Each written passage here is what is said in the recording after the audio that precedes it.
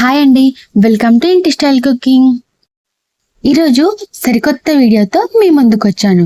అదేనండి, hotel style బెండకాయ పల్లీల వేపుడు. ఈ సమ్మర్లో లాంగ్ జర్నీకి ఏ కర్రీ తీసుకెళ్ళినా పాడవుతుందా? అయితే ఒకసారి ఇలా బెండకాయ పల్లీల వేపుడు తీసుకెళ్ళండి. 2 days వరకు ఫ్రెష్గా ఉంటుంది. మరి ఇంకెందుకు లేటు, ఎలా చేయాలో చూద్దామా?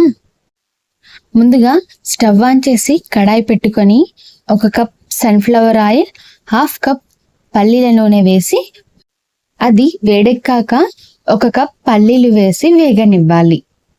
మనం వేపుడు చేస్తున్నాం కాబట్టి ఆయిల్ కొంచెం ఎక్కువనే పడుతుంది. టేస్ట్ కోసం నేను పల్లీల నూనె కూడా వేశాను. పల్లీలు కొంచెం వేగాక 1 చిన్న స్పూన్ ఉప్పు వేసి వేగనివ్వాలి. ఇలా ఉప్పు వేయడం వలన పల్లీలు చప్పగా ఉండకుండా ఉంటాయి.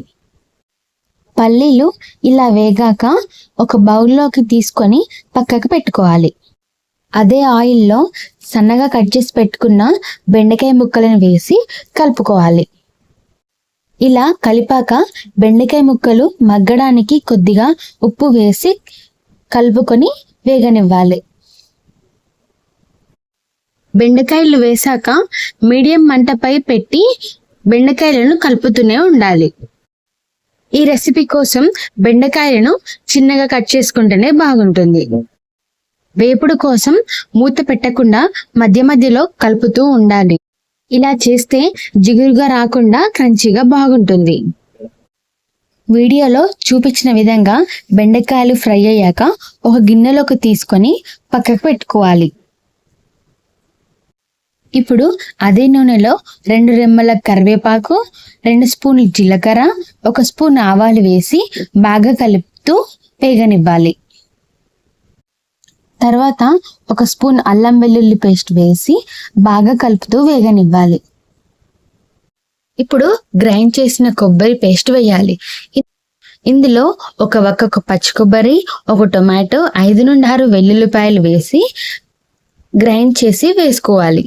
అది నేను రికార్డ్ చేసా అనుకున్నాను, కానీ అది రికార్డ్ అవ్వలేదు. ఈ పేస్ట్ వేశాక బాగా కలుపుతూ పచ్చివాసన పోయేంత వరకు వేగనివ్వాలి. ఇలా పేస్ట్ చేసి వేయడం వలన టేస్ట్ సూపర్గా ఉంటుంది. తర్వాత 1 స్పూన్ కారం, 1 స్పూన్ ధనియాల పొడి వేసి బాగా కలపాలి.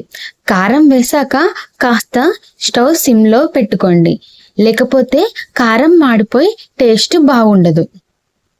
ఇప్పుడు మనం ముందుగా వేయించుకున్న బెండకాయ ముక్కలను, వేయించుకున్న పల్లీలను వేసి కారం పట్టేలా కలుపుతూ 2 నిమిషాలు ఉంచితే చాలు. అంతే, మన బెండకాయ వేపుడు రెడీ.